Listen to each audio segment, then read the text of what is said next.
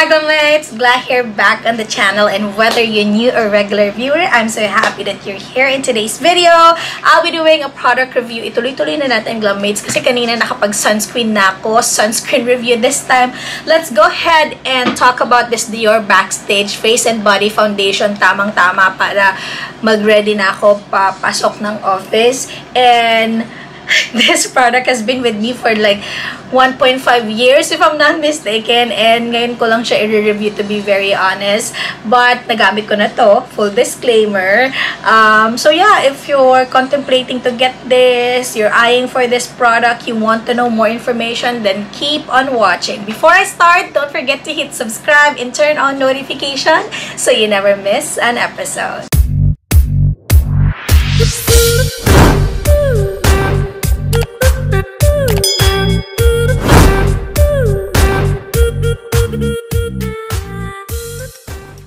Lagi kong sinasabi, I really want my makeup na light lang. Minsan lang talaga ako magpo-full makeup kapag may event sa office, and even may event na pupuntahan like wedding and so on and so forth. And reason as to why I bought this, because this one is sheer coverage lang siya, although buildable naman siya.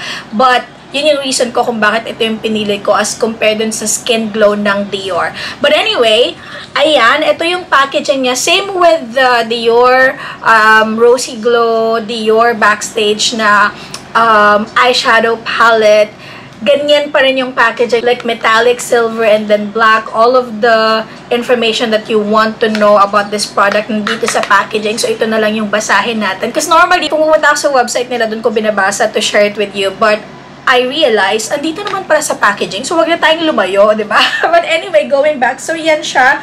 Very simple, very classy yung packaging nila. Sorry, medyo may dent na sa side na to. Nandito yung Dior Backstage tips. You have 3 ways to wear it. Light nude coverage, so sheer coverage. Just use your fingers down to gently dab it as one layer ng foundation and massage it to your face. Yon. And then, medium coverage. Then, apply 2 layers with the flat brush from the center to the face outwards, and then full perfection coverage or full coverage. Then kung kanina 2 layers, then this one naman you can do 3 layers kapag gusto mo ng full pack or full glam, ganun. So there, and of course ingredients nandyan din.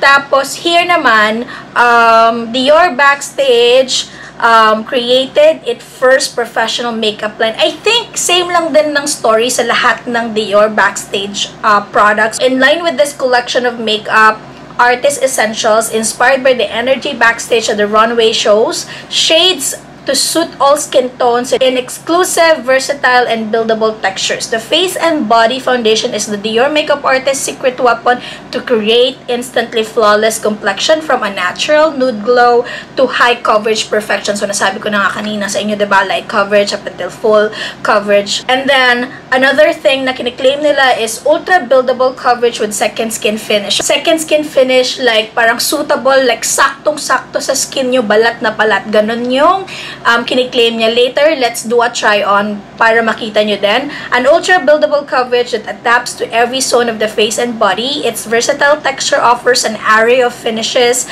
from fresh and natural with 1 layer to a sophisticated couture look in 3 layers. And then extreme condition proof. Thanks to an invisible mesh on skin, the formula resists workout sessions, water, extreme temperatures, and humid environment. So, they're claiming that this one is water resistant, so kahit pagpawisan ka. And I can attest to that. Dito sa sales associate ko na to, I just asked her na kung pwedeng make-upan niya ako because I have an event. And naalala ko ito yung ginamit niya because sabi niya, maganda daw to sa photos, and also nagre-resist nga siya ng water. So, and even pagpawisan ka, babalik siya. So, yun yung na-notice ko kahit pagpawisan ka, tapos kapag natuyo, like sa aircon, andon, pack na pack pa din yung makeup. So, that's very nice. And then, as I've mentioned, photo-ready natural glow finish. So, yon. Kaya ito yung kinuha niya or ginamit niyang foundation sa akin. Enriched with beauty-enhancing pigments, the formula fuses with skin that glows for a perfect natural complexion in real life and through the camera lens. And I'm in the shade 2N or 2 neutral. Yan. And I think they have 43 shades available. Chinek ko yung website nila very recently. But I'm not really sure kung yun na yung lahat ng shade. But nakita ko lang is 43 shades. So, check nyo na lang Glammates kung anong suitable shades for your skin. And this one, 12 months. Lagi ko yung sinasabi because I feel like that's very important. You have to consume this product 12 months upon opening. And ito naman yung kanyang product bottle. Para siyang acrylic. Napakaliit lang nito. Nakalimutan ko agad kung ilang ml. 50 ml or 1.6 ounce. Yan. So, parang acrylic yung bote niya. And then, you have this silver Dior na nakalagay. Silver cup. And then, CD na naka-engrave dyan for Christian Dior. Also, meron siyang information here to and the shade Dior Backstage Face and Body Foundation. And then, 50 ml, yeah, made in France. Napakaliit lang, pwede mong i-slip sa bag mo kung kailangan mo ng foundation. And then, screw cup siya. There you go. And obviously, nagamit ko na siya Glammates. And ganito yung texture niya. I-shake lang natin for you to see it. And pipindutin mo lang. So, maganda din na ganito because makokontrol mo kung gusto mo ng madami or gusto mo ng konti lang. Kasi sa akin, minsan 2 dots lang okay na ako eh. Kasi again, sheer coverage. Ang OA, diba? But honestly, yun talaga. Yan. So, ganito yung texture niya. It's not runny. Kita niyo ba, Glammates? Creamy yung texture niya. Yan. Tapos, kapag ginanyan mo siya, ayan o, ma-adapt agad ng skin mo yung color. See? Parang wala, diba? O, balat na balat. Ganyan. So, dito na tayo sa exciting part. And first time ko tong gagawin. And disclaimer, I'm not used to fingers as a brush or as a tool para, you know, ilapat yung foundation. So, hati dito yung fingers ko. And then, sa kabila, I'll be using like a foundation brush from Real Techniques. So, itry natin. Please bear with me. Okay, maglagay lang ako ng konti kasi mamaya mapadami. Yan, minsan ganyan na okay na ako eh.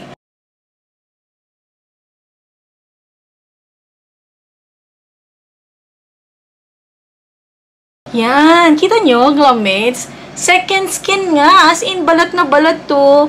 Though, if you're looking for a foundation na mako-cover yung mga pimple marks, redness, then this one is not for you. Although, you can build, sige, try ko sa kabila na medium coverage. Kung ganyan lang ang bet mo, yung parang natural glowing effect, ganon. No makeup look, ganon ang peg mo. Ito yung coverage na dapat sa inyo. Ayan, masaya na ako dyan. So, dito sa kabila, probably I'll add, kasi gawin nating medium coverage. Yung iba, diretso na kasi sila sa ano eh, sa brush, doon nila ina-apply. But ako, hindi ako sanay ng ganon. Feeling ko mapapadami. So, ito ang dami nung nilagay ko as compare kanina ha. Ewan ko kung medium coverage na to. But, again, this one is buildable. So, if you're not happy with the coverage, then, you can reapply. So, ito yung sheer coverage. Ito yung parang medium coverage. Definitely, meron pa rin nakikita. Kasi I feel like this one is design lang talaga siya na parang sheer coverage. Although buildable siya, medyo manipis or pang second skin. Yun nga yung kiniklaim nila, diba? So, I think, kailangan mo talagang magdagdag dito. Pero ganyan. I like the formula though. Yan. Kita pa din to. But, mas makapal na yan as compared dito sa kabila. So, tapusin ko lang, then I'll be back. Kasi later, let's do check-in para makita nyo din kung maglalast siya. Although, wala naman silang kiniklaim dito na it will last like 16 hours and so. But I just want to, you know, check it. Ano yung performance nito. Ma-share ko sa inyo, Glammates, kasi I haven't tried that eh. I'm gonna also share with you like photo with light, without light. So, I'm done doing my makeup, Glammates. Ito lang yung look natin ngayon. Ano lang, light lang, fresh lang, ganun lang yung peg. Ayoko nang sobrang makapal, pack na pack, glam. Para kapag may party, you know, meron pa rin distinction between the natural, no makeup look sa glam look mo. Ganun yung peg. Ayan siya, Glammates, sa natural lighting. Lumabas talaga ako. Pagpasensya na ingay. So, ganyan siya. Yan. Diba? Nice. So, ganyan lang talaga yung mga peg ko. Hi Glamate! Sorry, now lang ako nakapag-update sa inyo because naging busy ako sa office. Work agad. So yan, right now it's 2 a.m. in the morning and umalis ako ng bahay kanina 5 p.m. So it's like 8 hours na ata and hindi ako nakapag-check-in. So ito yung makeup ko and still looking good. Ganun pa din, although I can see like a bit of shine here, dito sa T-zone and here as well. Kanina, naglakad lang ako at pinagpawisan na. So, yan. So, I can say that sweat-proof siya. Look at that. Kanina, diba, sheer pa rin yung coverage and I can see na ganun pa din naman. Apart from shine, ito yung mascara ko meron na dito sa part ng under eye ko. Same here. Yan. But other than that, ganun pa din. Honestly, Glamates, kakagising ko lang.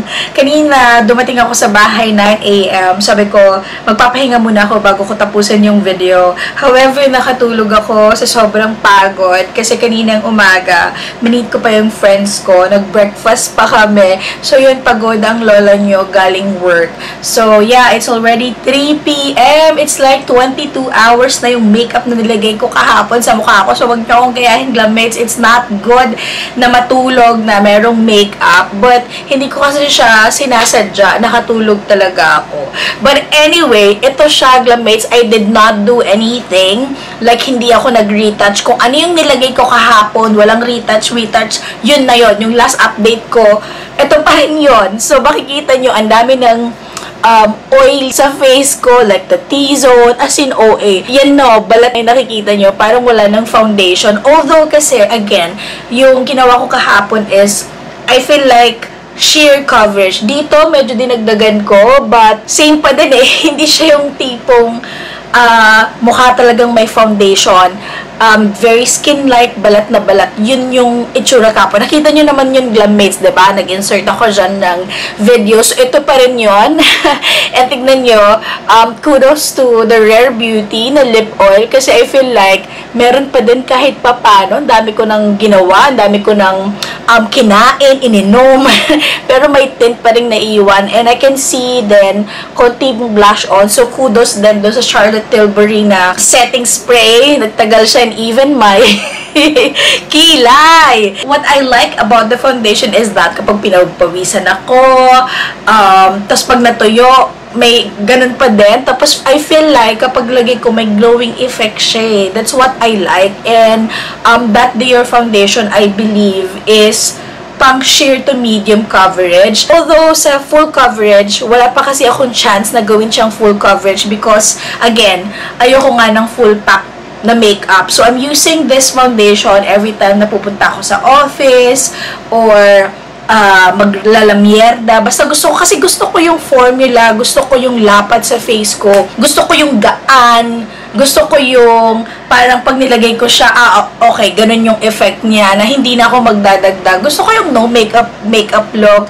as in natural glow, ganun. But then again, this foundation is buildable. Siguro, as in kapag nag-experiment ako, ma-achieve ko yun. If you're very conservative in terms of price, hindi ko siya recommend honestly because it's Dior, it's one of the high-end brands out there. So expect mo na mahal talaga siya. But if you want to explore, you want to try it, you have spare money, yeah, give it a try. You're looking for a light to medium coverage na may kasamang glowing effect, photo ready, balat na balat, ganyan, no makeup look. Try nyo din tong Dior Backstage Face and Body Foundation. And by the way, this is the original version because I believe meron silang improved version nito, if I'm not mistaken. So, yeah, yun lang. Wala ako nung new formula. This is the old and I like it. So that's it. Thank you, Glamates, for staying with me until the end of this video. If you find this video helpful, please give it a thumbs up and share it with your friends. And if you haven't already, don't forget to hit subscribe and turn on notifications so you never miss out on future episode. And again, Glamates, thank you for the love and support. Until next time, stay awesome, be gladsome, and keep chasing those dreams. Bye!